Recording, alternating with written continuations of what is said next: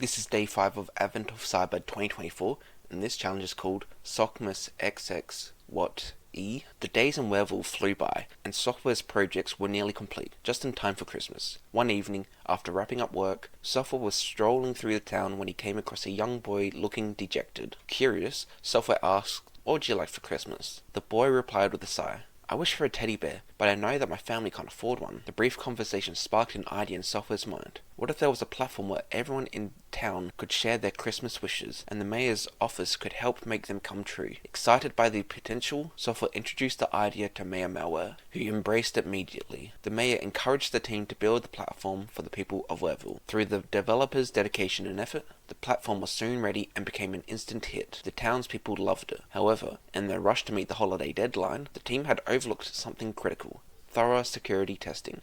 Even Mayor Malware had chipped in to help develop a feature in the final hours. Now, it's up to you to ensure the application is secure and free of vulnerabilities. Can you guarantee the platform runs safely for the people of Wereville? So the learning objectives are to understand the basic concepts related to XML, explore XML external entity and its components, learn how to exploit the vulnerability, and then understand remediation measures. So some important concepts. Extensible markup language is a commonly used method to transport and store data in a structured format that humans and machines can easily understand. Consider a scenario where two computers need to communicate and share data. Both devices need to agree on a common format for exchanging information. This agreement is known as XML. You can think of XML as a digital filing cabinet. Just as a filing cabinet has folders with labeled documents inside, XML uses tags to label and organize information. These tags are like the folders that define the type of data stored. This is what XML looks like: a single piece of information organized in a structured manner. So we have a tag people, and then people has more tags: name,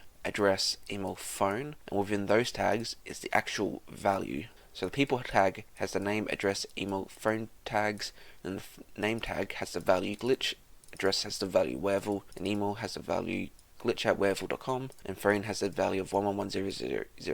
Document type definition. Now that two computers have agreed to share data in a common format, what about the structure of the format? Here is when the DTT comes into play. A DTT is a set of rules that defines the structure of an XML document. Just like a database schema, it acts like a blueprint, telling you what elements and attributes are allowed in the XML file. Think of it as a guideline that ensures the XML document follows a specific structure. So with the example above, you would have doc type people, and inside of it there's element people, which has more tags like this: name, address, email, phone, and then you're specifying the element name, and that contains data in it. Entities. So far, both computers have agreed on the format, the structure of data, and the type of data they will share. Entities in XML are placeholders that allow the insertion of large chunks of data or referencing internal or external files.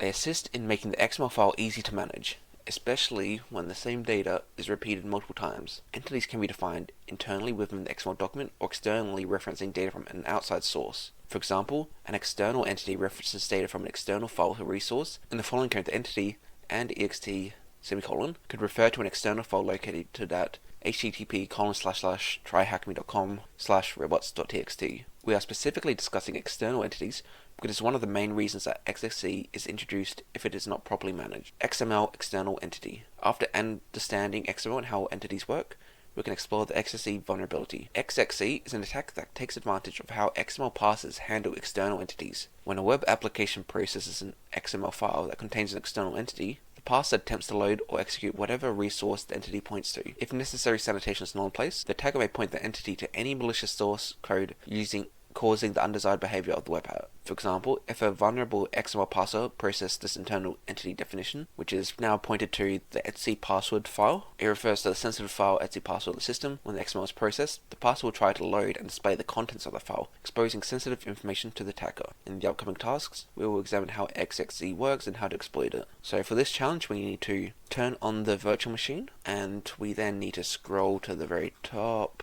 and turn on the attack box. So once that is all loaded up, I will come back. Okay, they're now both loaded, so onto the practical. Now they understand the basic concepts related to XML and XXE, we will analyze an application that allows users to view and add products to their carts and perform the checkout activity. You can access the Wereville application hosted on the attack box's IP address We may as well copy that now, open up this little sidebar, put it into the clipboard, and we will then open up Firefox, and we will put it into a new tab like so, and we're now at the Whereville Wishful website. So as a penetration tester, it is important to first analyze the flow of the application. First, the user will browse through products and add items of interest to their wishlist at website/product.php. So click on the add to wishlist under the Whereville's Jolly Cap as shown below. So we need to first click on this little three dots up above and then go products. If you've got it full screen, you wouldn't have to do that. So now we're on the products page, and then we click add to a wishlist for the Jolly Cap. After adding products to wishlist, click the cart button or visit cart.php to see the products added on the cart. On the cart page, click proceed to checkout. So on the cart, we need to go back to the top, the hamburger menu, and go cart. We then need to do proceed to checkout. On checkout page, the user will be prompted to enter his name and address as shown below. We're just going to put random values into here, so it's not that important. And then we do complete checkout. Wish successful, your wish has been saved as wish number 21. So it looks like it's in a text file. Okay, well, we couldn't actually view it, so let's carry on. So wish number 21 indicates the wishes placed by a user on the website. Once you click on wish 21, you'll see a forbidden page because the details are only accessible to admins. But can we try bypasses and access other people's wishes? This is what we'll try to perform in this task. So before discussing exploiting XXC on the web, let's learn how to intercept the request. First, we need to configure the environment so that, as a pen tester, all web traffic from our browser is routed through Burp Suite. This allows us to see and manipulate the requests as we browse. So we'll use Burp Suite, a powerful web vulnerability scanner, to intercept and modify requests to this exploitation. You can access Burp Suite in the attack box on the desktop. So I think mouse to the side, and right here there's Burp Suite. So that's loading up. Once you click the icon, Burp Suite will open with an introductory screen. You'll see a message like welcome to Burp Suite. Click on the next button. Okay, so we're now on that screen. So click next. So on the next screen, you'll have the option to start burp. Click on start burp, which is what we'll do. Now the project is starting up. So once Burp Suite has started, you'll see its main interface with its different tabs, such as proxy, intruder, repeater, and others. So what we first need to do is click settings on the top right. You'll see Burp's browser options available under the tools.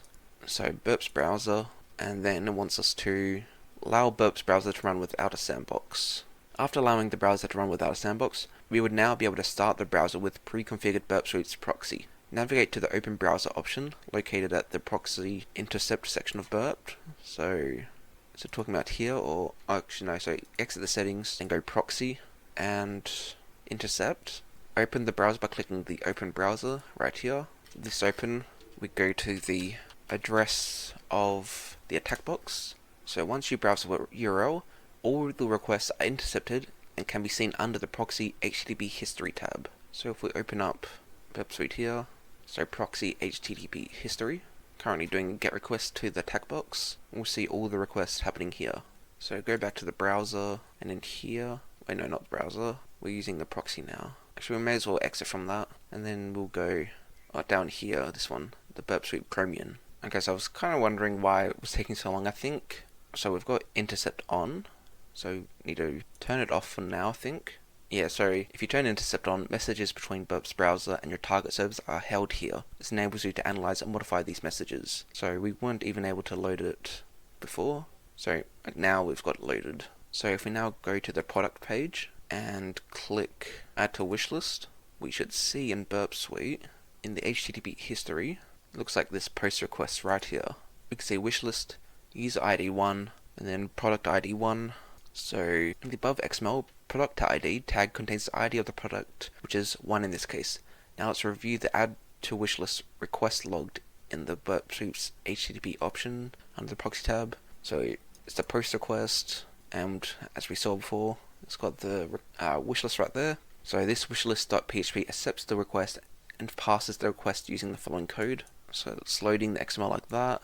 So preparing the payload. When a user sends specially crafted XML data to the application, the line "this" allows the XML parser to load external entities. This means the XML input can include the external file references or requests to remote servers. When the XML is processed by a simple XML load string or the libxml noent option, the web app resolves external entities, allowing attackers access to sensitive files or allowing them to make unintended requests from the server. What if we update the XML request to include references for external entities? We'll use the following XML instead of the above. So when we send this updated XML payload, the first 2 lines introduce an external entity called payload. The line entity payload system tells the XML parser to replace the payload reference with the contents of the etc hosts on the server. When the XML is processed, instead of a normal product ID, the application will try to load and include the contents of the file specified in the entity etc hosts. So now let's perform the exploitation by repeating a request we called captured earlier. The Burp Suite has a tool known as Repeater that allows you to send multiple HTTP requests. We will use this feature to duplicate our HTTP post request and send it multiple times to exploit the vulnerability. So right click this and send to Repeater. So now up the top we go to Repeater, and within the request got our XML. So what we now need to do, we'll copy this, we will put it into the clipboard here, and now we override the original XML with that. So we've got that done, and all we need to do now is send it. So now we can look at the response. So the product ID, localhost. Okay, so when we click send, the server processed the malicious XML payload, which included the external entity reference to etc host. As a result, the wishlist.php responded with the contents of the etc host file, leading to an XXE vulnerability. So, time for some action. Now that we've identified a vulnerability in the application, it's time to see it in action. McSkitty Software has tasked us with finding loopholes, and we've successfully uncovered one in the wishlist.php endpoint. But our work doesn't end there. Let's take it a step further and assess the potential impact this vulnerability could have on the application. Earlier, we discovered a page accessible only by administrators, which seems like an exciting target. What if we could use this vulnerability we've found to access sensitive information like the wishes placed by the townspeople? Now that our objective is clear, let's leverage the vulnerability we discovered to read the contents of each wishes page and demonstrate the full extent of this flaw to help McSkitty secure the platform. Get started, let's recall the page that is only accessible by admins. So at here, we will copy this and place it into here and replace what we currently have as XML. So we're now accessing the local system and going to the directory var www.html wishes wish1.txt. So if we send that, we can see mayo malware with address test had the product of what-ee. Now we can change this number to number 2 and see who the next person was. It's also mayo malware what-ee 1. As a result, we were able to view the next wish. You may observe that we just incremented the number by 1. Given this, you may continue checking the other wishes and see all the wishes stored in the application. After iterating through the wishes, we have proved the potential impact of the vulnerability, and anyone who leverages this could read the wishes submitted by the townspeople of Wareville. Okay, so conclusion. It was confirmed that the application was vulnerable, and the developers were not at fault since they only wanted to give the townspeople something before Christmas. However, it became evident that bypassing security testing led to an application that did not securely handle incoming requests. As soon as the vulnerability was discovered, McSkitty promptly coordinated with the developers to implement the necessary mitigations. The following proactive approach helped to address the potential risks against XXE attacks. First, disable external entity loading. The primary fix is to disable external entity loading in your XML parser. In PHP, for example, you can prevent it by doing this, changing this from false to true before processing the XML. And validate and sanitize user input. Always validate and sanitize the XML input received from users. This ensures that only expected data is processed, reducing the risk of malicious content being included in the request. For example, remove suspicious keywords like etc host, etc password from the request. After discovering the vulnerability, McSkitty immediately remembered that a changelog file exists within the application, stored at the following endpoint. After checking, it can be seen that someone pushed the vulnerable code within the application after the software's team. So if we copied this, brought it into clipboard, then we could go to the Chromium, open up a new tab, and go to that page. Mayo malware did it. With this discovery, McSkitty couldn't confirm whether the mayor intentionally made the application vulnerable. However, the mayor had already been suspicious, and McSkitty began to formulate theories about his possible involvement. So, now on to the questions. What is the flag discovered after navigating through the wishes? So we need to bring up Burp Suite again, and I assume we just need to continue going through the wishes like so. So not wish 3, not 4, not 5. Okay, took a little bit, but at number 15, we can see there is the flag right here. So we'll copy that and put it right there, submit, and that's that one. Now what is the flag seen on the possible proof of sabotage? So if we go back to the browser and go to changelog, there was this flag right here. And that is all the questions for this challenge. So that is day 5 of Advent of Cyber 2024 completed. If you like this video, make sure to like and subscribe.